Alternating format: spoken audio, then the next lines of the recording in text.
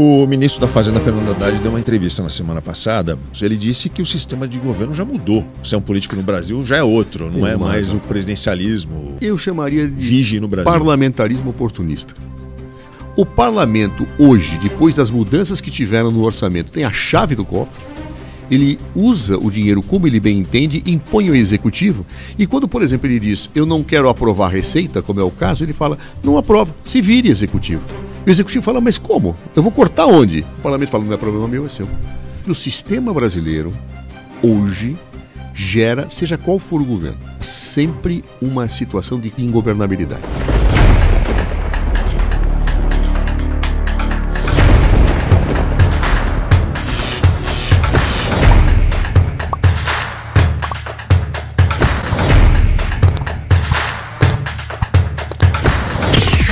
O ministro da Fazenda, Fernando Haddad, deu uma entrevista na semana passada. Ele disse que o sistema de governo já mudou. Ser um político no Brasil já é outro, não é mais o presidencialismo. Ele não soube definir qual é o nome. Mas ele falou que presidencialismo não define mais o que eu chamaria de vige no Brasil. Parlamentarismo oportunista. Porque o parlamento do Brasil, hoje, ele tem o bônus, mas não tem o ônus. Porque no sistema parlamentarista... Assim é bom, né? Pô, é uma maravilha. No sistema parlamentarista, é o parlamento quem tem os membros do executivo, os membros do executivo prestam contas ao parlamento. Quando você perde a maioria, cai o governo. E aí, se não conseguir formar um governo, você dissolve o parlamento e faz novas eleições. Isso é um sistema que tem lá todo um equilíbrio de autocontrole recíproco. No Brasil, não. No Brasil, o presidente da República tem o olho de governar. O parlamento hoje, depois das mudanças que tiveram no orçamento, tem a chave do cofre. Ele usa o dinheiro como ele bem entende, impõe ao executivo. E quando, por exemplo, ele diz, eu não quero aprovar a receita, como é o caso, ele fala, não aprova, se vire executivo. E o executivo fala, mas como? Eu vou cortar onde? O parlamento fala, não é problema meu, é seu. Então é um parlamento que tem bônus, mas que não tem ônus. É um sistema que gera a ingovernabilidade. É triste dizer isso, porque eu acho que nós precisaríamos nos conscientizar, enquanto sociedade brasileira, que essas regras do jogo têm que ser alteradas para que eu possa ter democracia, com equilíbrio entre os poderes e governabilidade possível. Porque independentemente do governo, do presidente que está lá, o cara vai ter que fazer o que o parlamento quer. Veja, você sabe o que eu penso do governo Jair Bolsonaro, né? Minha versão é total. Mas o Jair Bolsonaro teve que ajoelhar perante o Congresso Nacional e deu a chave do governo para o Congresso Nacional, ou particularmente para o Centrão. E o governo que não faz isso, ele corre um risco muito grande. Como Dilma Rousseff não sucumbiu às imposições de Eduardo Cunha e teve um processo de impeachment que culminou com a sua derrocada. Nós tivemos as emendas impositivas contra o governo aprovadas na época do parlamento. Quando o governo fica fraco, como aconteceu com Dilma Rousseff, por a crise de popularidade, o que você tem? Há um conjunto de imposições e que você não consegue sair desse quadro. A ponto que Eduardo Cunha abriu o processo de impeachment contra Dilma por chantagem. Ele disse, se o PT não votar contra minha cassação, a abertura do meu processo de cassação, eu vou abrir impeachment com a Dilma. O PT não votou, Dilma jamais pediria isso, e o resultado foi abrir o processo de impeachment. Você acha, Zé Eduardo, que as pessoas, de um modo geral, têm consciência de que esse é o mecanismo que está funcionando no Brasil? As pessoas têm, em geral, as pessoas tendem a pessoalizar muito o problema e não ver a questão da estrutura, do pano de fundo. O Jair Bolsonaro é incompetente, o Lula é um incompetente, o Dilma é um incompetente. Não. É claro que governos acertam e erram. É claro que eu tenho bons governos e maus governos. Tenho governos mais habilidosos na relação política e outros menos habilidosos. Mas o problema é que a estrutura que existe não favorece a governabilidade. E um governo, para conseguir governar, ele corre grandes riscos de ter que sucumbir perante o parlamento. Isso é muito grave, ou seja, é um sistema político totalmente equivocado, atrasado, repito, e que gera aquilo que talvez Fernando Haddad, com correção, disse, um presidencialismo que não é mais um presidencialismo. E como é que resolve isso? Reforma política. Tem que reformar a política. Não dá. Eu deixei de ser deputado federal em 2010. Eu fui ministro quando já não era mais deputado, né? Mas eu mandei uma carta em 2010, começo de 2010, para os meus eleitores dizendo, enquanto o sistema político for esse, eu não vou disputar eleições para cargos proporcionais. Por que isso? Porque, assim, no fundo, aquilo que se colocava ali era exatamente a crítica que eu faço ao sistema político. Eleições caríssimas, eleições que, por serem caras, geram corrupção, uma corrupção estrutural. A governabilidade exige que os governos façam acordos em que o mesmo governo, que possa ser o mais sério do mundo, vai tomar nas costas a corrupção, o desequilíbrio, uma possibilidade de partidos fracos, composto por individualidades que querem levar vantagem nisto, independentemente da política. Ou seja, em sistemas políticos outros, você faz uma coalizão de governo em cima de política. Aqui no Brasil não, se faz uma coalizão em troca de favores. Porque não tem partidos fortes numa perspectiva programática a colocar. Então, isso, a meu ver, gera algo que a sociedade brasileira não percebe. A sociedade brasileira está distante de perceber isso. Qual é o resultado? As coisas ficam como estão, se arrastando. A culpa é de fulano, a culpa é de ciclano, a culpa é do Fernando Haddad. Não é verdade. Pode até ter problemas, como sempre existem, porque os seres humanos são falíveis. Mas há um pano de fundo central que, se esse não for mudado, nós teremos eterna ingovernabilidade no Brasil. Será muito difícil qualquer governo governar no Brasil se não mudar o sistema político. Mas como é que a gente acredita numa reforma política?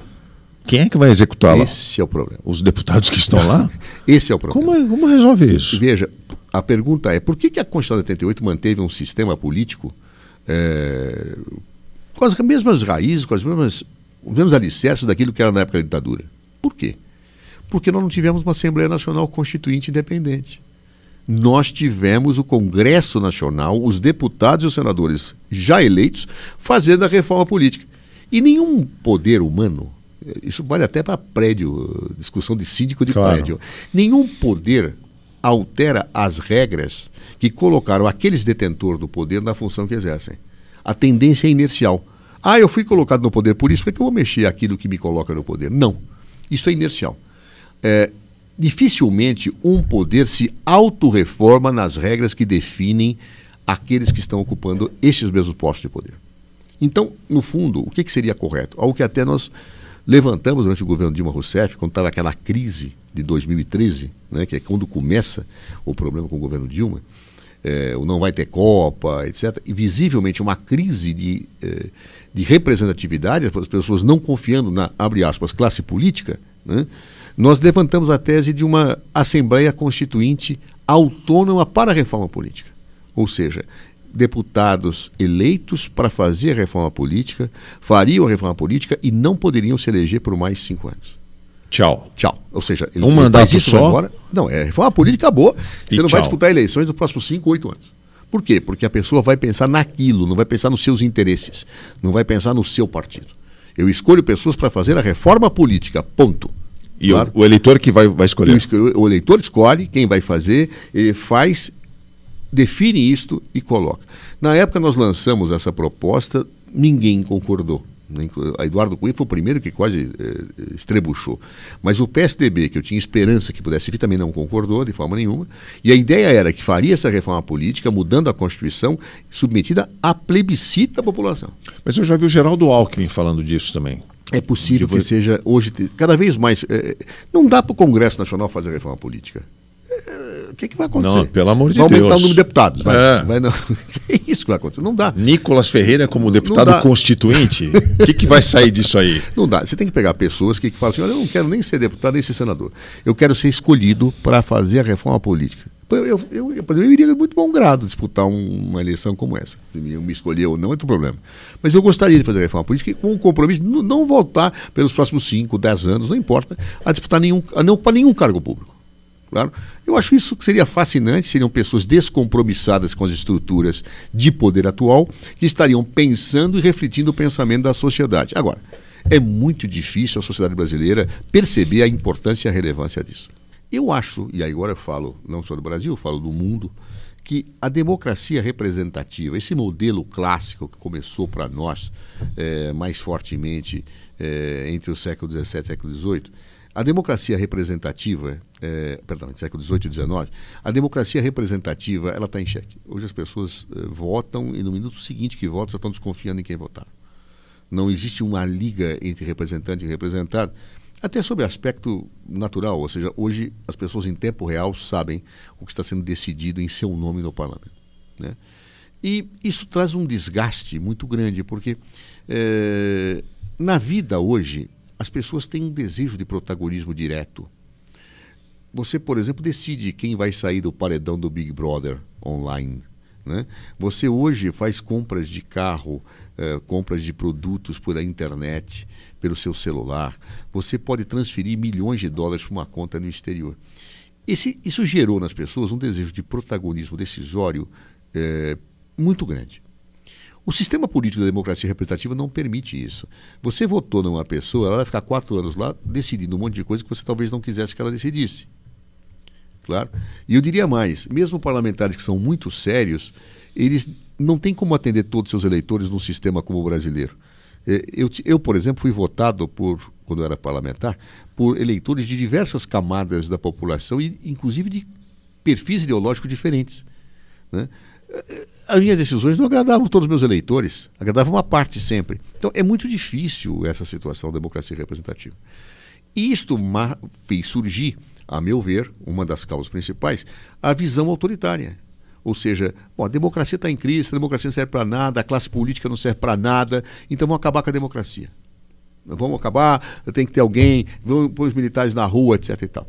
Esse crescimento da extrema-direita, a meu ver, tem diretamente associação com vários fatores, dentre os quais o desgaste da democracia representativa. Ora, e como é que eu faço? Eu sou um democrata, eu preciso defender a democracia, mas esse sistema está em crise. Eu acho que a única forma é avançar.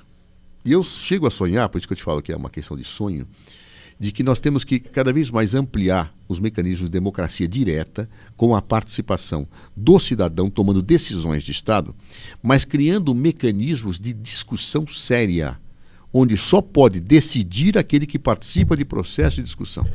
Eu chego até a falar na existência de ágoras virtuais, né? O que era a ágora? A ágora na antiga Grécia, a Grécia tinha democracia direta, né? Atenas, no último período da sua história. Então as pessoas se reuniam numa praça, discutiam e votavam. Ora, eu acho que nós deveríamos ter ágoras virtuais, onde só pode decidir quem participa da discussão e é obrigado a ouvir todas as teses favoráveis e contrárias a tudo. Claro, com um rígido controle para que efetivamente a pessoa que vai votar tenha participado das discussões, acompanhado as discussões, ouvido aquilo.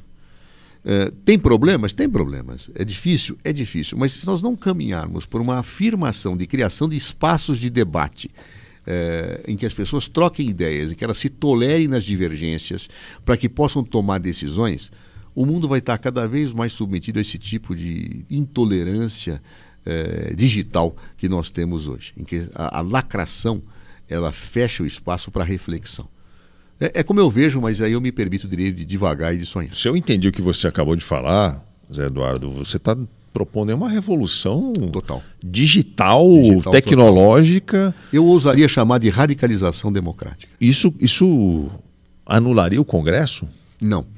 Eu escrevi sobre isso. Só para ver se eu entendi. Então, o eleitor brasileiro teria um aplicativo. Isso, ele vota. E as questões mais importantes seriam lançadas no seu... vai ter a votação no dia tal, hora tal, participe se você é um brasileiro.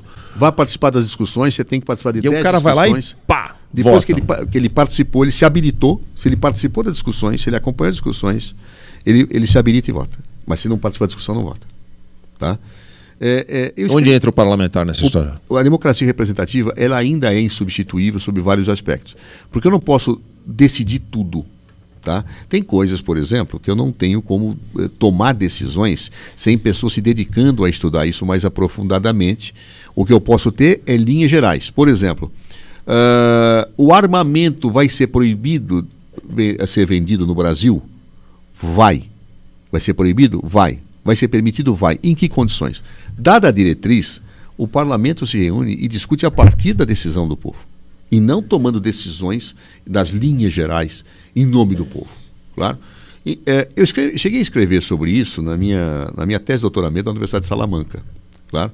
Que eu falo que a democracia representativa ela está em crise e que eu só supero sem o risco do autoritarismo, por um novo modelo democrático, plural, em que eu aproveite a participação direta da população, mas criando um mecanismo de superação da intolerância. Ou seja, é isso um pouco que eu vejo que as pessoas poderem votar. Por que grandes decisões não podem ser tomadas pelo povo e têm que ser tomadas pelo representante? Se o cara pode decidir, olha o inconsciente, se eu posso decidir quem sai do Big Brother, por que eu não posso decidir o que vai acontecer com a minha vida? Né? Isso está no inconsciente. É porque há questões que são muito complexas, né? Então, como você falou. Eu dou a diretriz. Tá?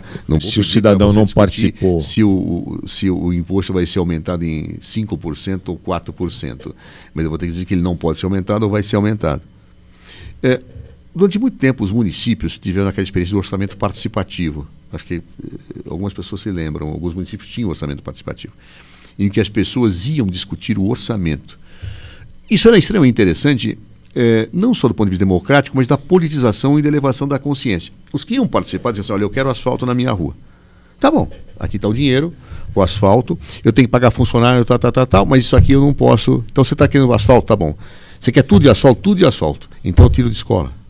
Não, peraí, não pode tirar da escola. Então o que você vai fazer? Você coloca o problema para dar grande diretriz. Aí a população fala, não, a prioridade é... Não pode ser asfaltamento, é a escola.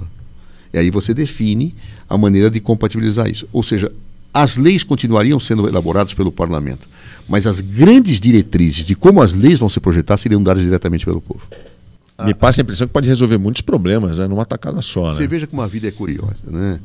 A antiga Grécia tinha democracia direta. Ágora, vai, vota.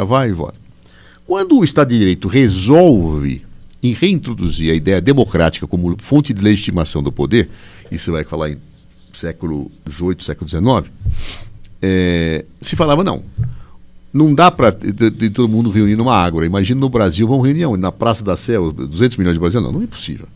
Então se fala, tem que ter representante porque não é possível reunir todo mundo. Vejam como é curioso. A segunda Constituição da Revolução Francesa previa democracia, ela nunca foi aplicada, tá? Mas ela previa a democratização direta, ou a democracia direta. De que forma? Uma lei só seria aprovada depois ela fosse discutida em certas regiões das cidades, diretamente pela população, e somente seria aprovada se eu tivesse uma certa situação de favorável dos conselhos locais. Isso nunca foi implantado, porque aí quando chegasse ao parlamento eu já tinha aquilo que a população queria na base. Isso nunca foi aprovado porque depois da Revolução Francesa começou aquela confusão da época do terror, aquela situação, até ver a ditadura de Napoleão Bonaparte, que instituiu um Estado autoritário. Então essa Constituição foi suspensa, né, pelo chamado diretório, pela convenção, por aqueles franceses que diziam, nós estamos em guerra contra os países, não dá para fazer esse tipo de coisa e tal, e nunca foi aplicado. Mas já havia, vejam só, no século XIX e XVIII, final do XVIII, essa percepção da necessidade de democratização que hoje nós temos pelos meios de comunicação direto. Ou seja, se na época não era possível eu me reunir em ágoras virtuais, hoje é possível. Se não era possível captar a vontade da população depois de ter debatido, porque eu não posso reunir fisicamente numa praça todos, hoje eu posso. Então, quer dizer, por que nós não imaginamos, não ousamos a reflexão nessa linha de não voltar e pôr fim à democracia, mas radicalizar a democracia para que eu possa envolver a população, conscientizando a população. Alguns vão dizer, mas é muito risco deixar o povo decidir. Mas não seja elitista. Eu prefiro o risco do erro com a população debatendo e decidindo do que o acerto de alguns iluminados.